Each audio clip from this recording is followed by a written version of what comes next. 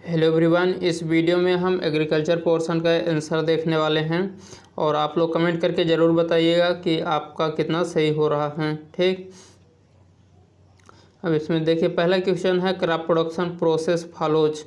तो इसमें मतलब कि आपको क्रम में बैठाना था कि सबसे पहले हम कौन सा प्रोसेस करते हैं, उसके बाद कौन सा करते हैं।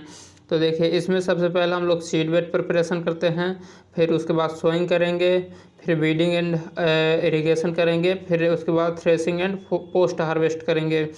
तो यानी कि पहला नंबर में बी रहेगा।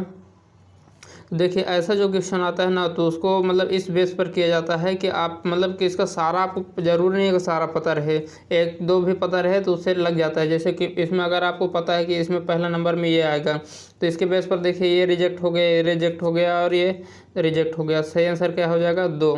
ठीक, तो इस तरह भी किया जा सकता था। फिर उसके बाद सेकेंड क्वेश्चन है choose the odd one among the following. तो देखिए इसमें जो 4 हैं तो इसमें से 3 जो हैं वो ट्रैक्टर की कंपनी है और एक नहीं है। इसका जो राइट आंसर हो जाएगा वो टाटा है। ठीक, टाटा ट्रैक्टर की कंपनी नहीं है, मतलब ये ट्रैक्टर नहीं बनाता है।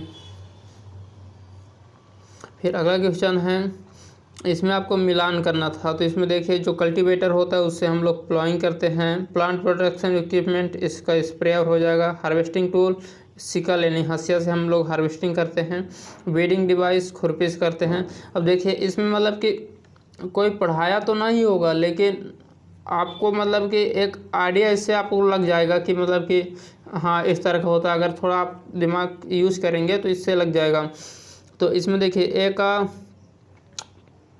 अब थर्ड हो रहा है ना, तो इसमें भी देखिए एक थर्ड इसमें है, तो ये नहीं होगा और ये नहीं होगा, तो एक थर्ड ये होगा। और वीडिंग प्लान डी का आई भी होगा, तो डी का आई भी दोनों में है। बी का सेकंड हो रहा है, तो बी का सेकंड इसमें है, तो ये इसका राइट आंसर हो जाएगा, थर्ड हो जाएगा। ठीक, तो आप लोग ऐसा देखते जाइएगा, हम आपको डायरेक्टली आंसर बताते चलेंगे तो ज़्यादा सही रहेगा। फिर देखिए अगला क्वेश्चन है given below are two statements, one is labelled as assertion A and the other is labelled as reason R. तो इसमें देखिए इसमें दो एक कथन है और उसका एक कारण है। तो इसमें आपको ये बताना था कि मतलब कि क्या दोनों सही है और जो कारण है वो जो कथन का मतलब सही स्पष्टीकरण दे रहा है कि नहीं है।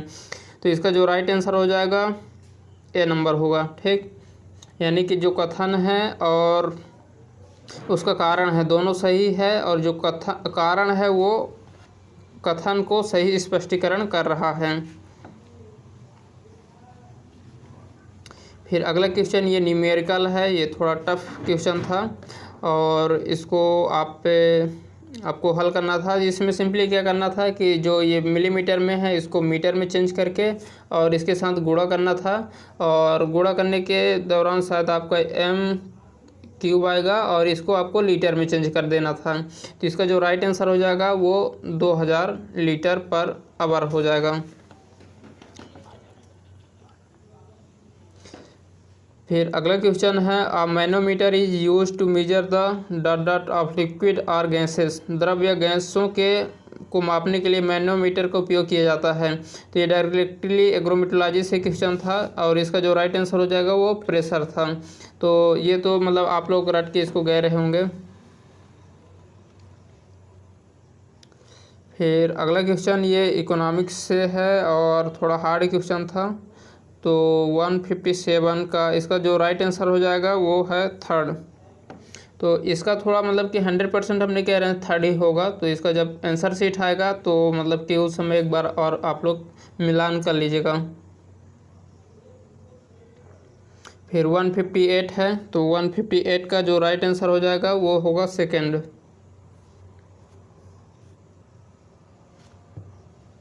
और हाँ 159, तो 159 में है कि arrange the following market structure according to profit making possibility in ascending order. मतलब आपको असेंडिंग ऑर्डर में रखना था।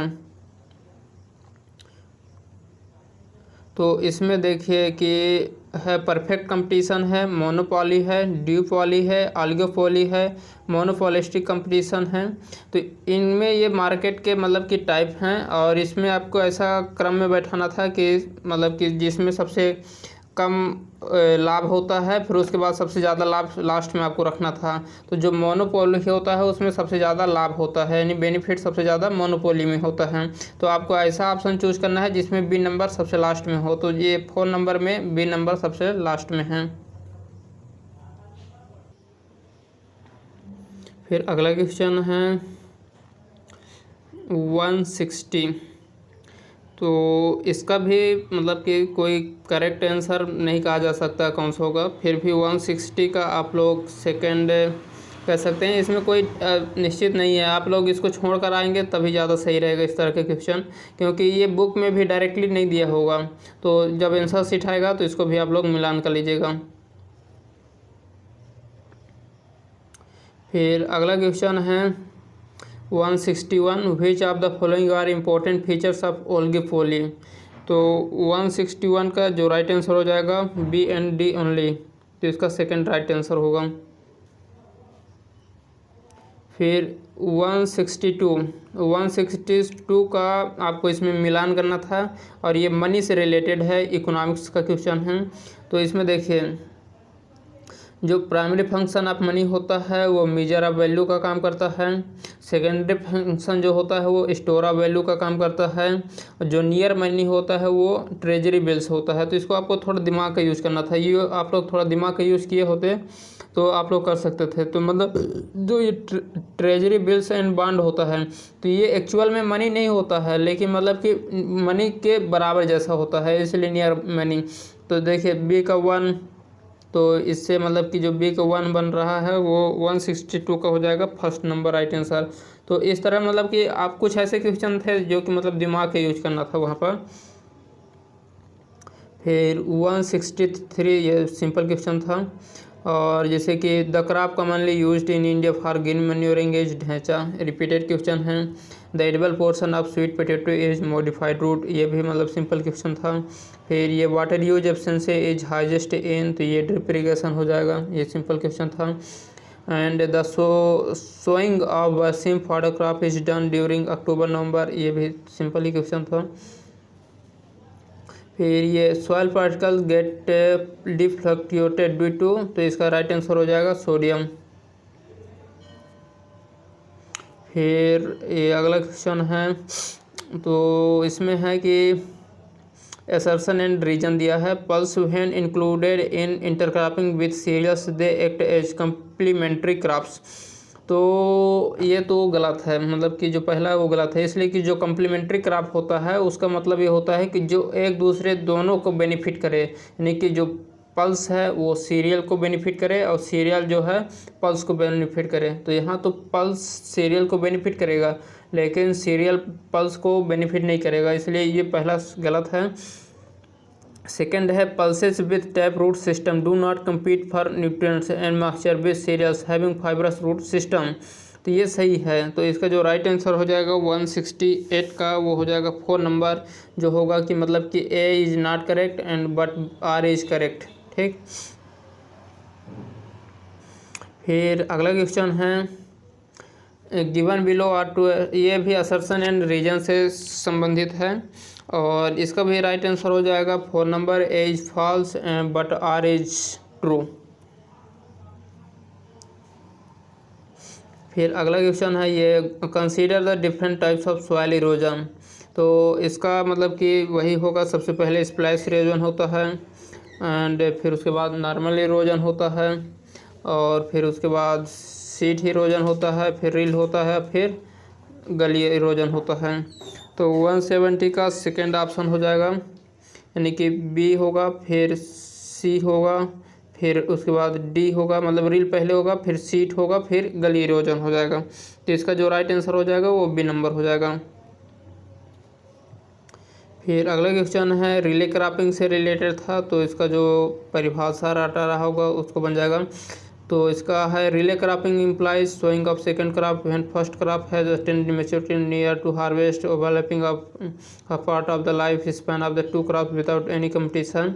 तो इसका जो राइट आंसर होगा 171 का, इसका फर्स्ट नंबर इसका राइट आंसर हो जाएगा। मतलब कि दोनों जो स्टेटमेंट है वो करेक्ट हैं। रिले क्रॉपिंग में क्या होता है, जैसे कि ये जीवन चक्र होता है एक फसल का, तो जैसे एक फसल हम यहाँ राइस सोइंग किए हैं तो इसका मतलब हार्वेस्टिंग के पहले ही इसका हम लोग कटाई कर देंगे, तो ओवरलैपिंग तो करता है लेकिन कंपटीशन उत्पन्न नहीं करता है। तो ये पहला यही बोला है कि मतलब कि पहले सोइंग करते हैं, दूसरा मतलब दूसरा स्टेटमेंट बोला है कि कंपटीशन नहीं करता है, तो कंपटीशन नहीं करता है, तो ये दोनों स्टेटमेंट सही हैं। फिर है 172, तो 172 जूट से रिलेटेड है, लेकिन ये नॉर्मली मतलब कि नोट्स या बुक्स वगैरह में जल्दी नहीं मिल पाता है, तो पता नहीं कहाँ से आया है। तो 172 का जो है जहाँ तक मुझे मिला है वो मतलब कि दोनों स्टेटमेंट फॉल्स है। ये आंसर की में ही राइट पता चलेगा कि फॉल्स है कि ट्रू है। फिर 173, तो 173 है sulphur is required for oil formation in plant, ये तो सही है। फिर SSP is good source of sulphur, ये भी सही है, लेकिन वो मतलब उसका करेक्ट एक्सप्लेनेशन नहीं दे रहा है, तो इसका जो सेकंड मतलब कि आंसर हो जाएगा वो सेकंड होगा। ठीक, फिर 173 है तो इसका राइट आंसर हो जाएगा फास्फोरस। ठीक, फिर है 175, तो इसमें देखिए ये तो मतलब कि नोट्स में भी था हमारे और उसमें बुक में भी था, तो इसका जो राइट आंसर हो जाएगा वो होगा थर्ड नंबर। ठीक, और मतलब सबसे ज़्यादा ऑक्सीजन होता है, तो यहाँ से भी आप लगा सकते हैं कि मतलब कि ये नहीं होंगे, केवल थर्ड नंबर में पहले नंबर में ऑक्सीजन यानी डी ऑप्शन है। ठीक, फिर है 176, तो 176 है match list 1 with list second PGPR, तो पीजीपीआर में जैसे कि इसका बायो फर्टिलाइजर होता है तो इसका थर्ड हो जाएगा ना, ए का थर्ड हो जाएगा, तो ए का थर्ड केवल तीसरे में है, तो आपका ये राइट आंसर हो जाएगा। मतलब थोड़ा कुछ क्वेश्चन थे जो जिसमें थोड़ा आदमी माइंड के यूज़ किया होगा तो मतलब कि बन गया होगा। फिर 177 है, तो ये तो मतलब नोट्स में भी था, तो इसमें देखिए सी ऐसा ये करनाल में है, ए का थर्ड, तो ए का थर्ड देखिए इसमें है, तो ये इसका राइट आंसर हो जाएगा थर्ड नंबर। ठीक, फिर है ये vertical section of soil is known as, तो इसका होरिजन होगा।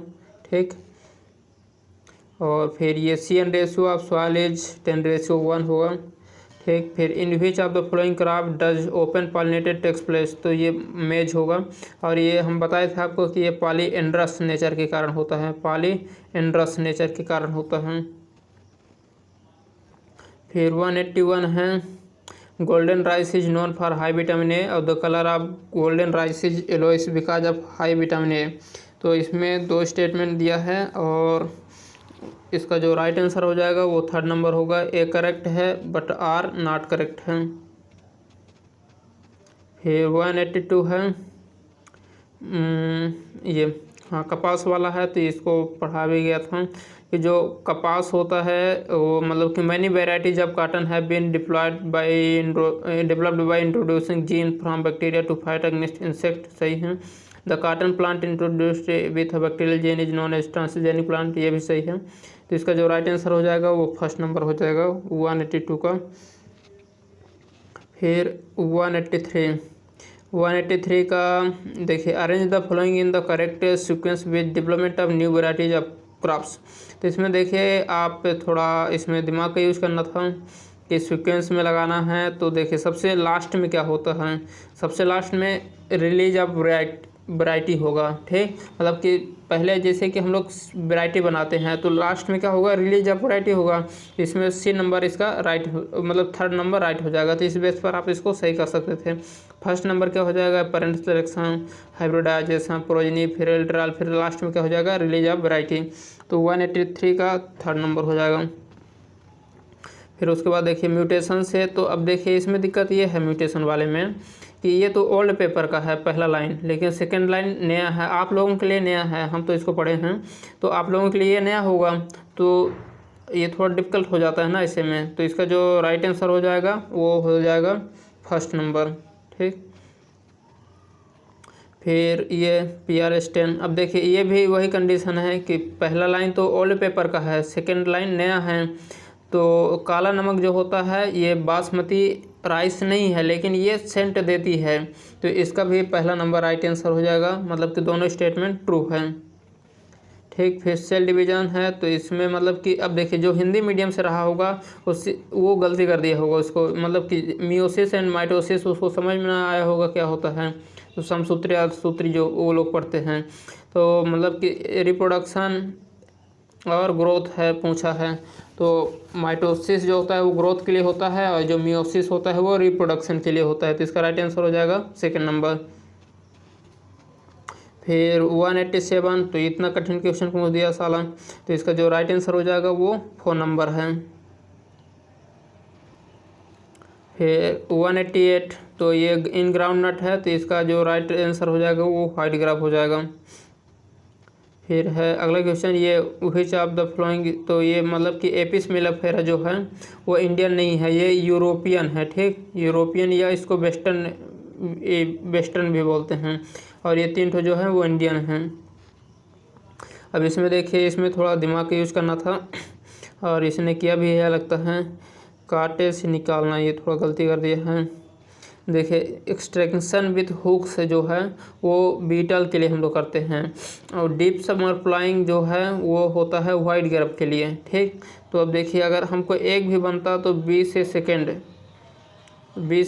2 में आ रहा है, 20 से सेकेंड इसमें है और इसमें है, ठीक ना।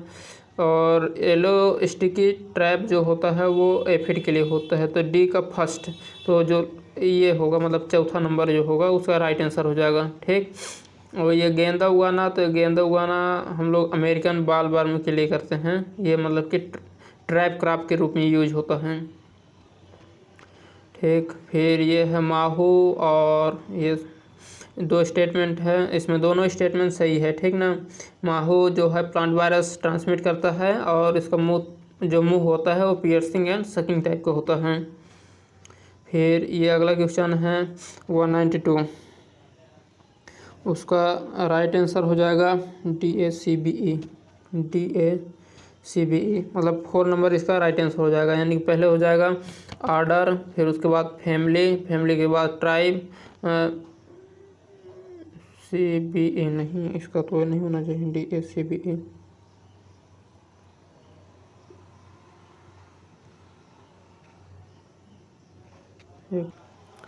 तो इसका जो राइट आंसर होगा वो सेकंड होगा। ठीक ना, DABCE, मतलब पहले आर्डर होगा, फिर उसके बाद फैमिली होगा, फैमिली के बाद जीनस होगा, जीनस के बाद ट्राइब होगा, ट्राइब के बाद स्पीसीज होगा, तो सेकंड नंबर इसका राइट आंसर हो जाएगा। फिर अगला क्वेश्चन है 193, which one of the following is not correctly matched in sugar cane crop, तो इसका लास्ट नंबर ये राइट आंसर हो जाएगा। फिर ये है polyembryony variety of mango each, देखिए अब इसमें जो नेमराज सुंडा पढ़ा रहा होगा, तो नेमराज सुंडा में केवल एक ही है बिल्लारी, लेकिन आप नेट में खोजेंगे तो पॉलीम्ब्रियानी वैरायटी मैंगो की 10 है, तो इसलिए इसका जो राइट आंसर हो जाएगा ऑल ऑफ द अबव। अब देखिए ये एक बहुत ही टफ क्वेश्चन के अंतर्गत आएगा, इसको आप लोग मतलब कि कोई बोलेगा कि नेमराज सुंडा या नोट्स में, तो ये नहीं है, वो नोट्स में ना ही नेमराज सुंडा में है। अब आपको एक है तो आप पहला मार के आ जाएंगे, और पता चला ये दोनों भी तो हैं, ये इसको भी ध्यान देना है। फिर है which fruit is the richest source of vitamin C, तो ये तो आंवला हो जाएगा, इजी क्वेश्चन था। फिर है विच flower crop requires the pruning wintering operation, ये रोज होता है इसका। फिर ये seed rate of hybrid tomato is, तो देखिए इसमें थोड़ा एक गलती ये है कि जो लोग मतलब कि हिंदी मीडियम वाले होंगे वो इसको मार के आएंगे होंगे, इसलिए उसमें मतलब कि 100 से 150 मतलब कि ग्राम पर हेक्टेयर होता है, तो उसके अनुसार ये होगा। लेकिन इंग्लिश में आप लोग देखेंगे तो केजी पर हेक्टेयर है, तो मतलब कि मेनली किसी भी एग्जाम में इंग्लिश वाला कंसीडर किया जाता है, तो आप जो ये 4 नंबर में आ रहा होगा उसका गलत है, और इसका जो राइट आंसर हो जाएगा 1 नंबर होगा। ठीक, फिर 98 है 198, spongy tissue is a physiological disorder, yes.